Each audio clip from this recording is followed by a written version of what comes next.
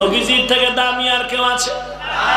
মোমেন শাহীর মুসলমান আমগো নবীর থেকে দামি মেজবানবাগ, আগ্রসী, দেওয়ানবাগ, চন্দ্রপাড়া, কুতুববাগ, রাজারবাগ, সুরেশ্বর, এনায়েতপুর, আপনাকে দিকে আছে শৈলের কান্দা, ফুরফুরা, জৈনপুরি, চরমনাই, উজানি, বাহাদুরপুর, সারসিনা, ঈসা নবী, মুসা নবী, ইব্রাহিম নবী, শাহজালাল, শাহপরান, শাহ মখদুম, শাহ আলী, খানজাহান আলী, গোলাপ শাহ, কেল্লা শাহ।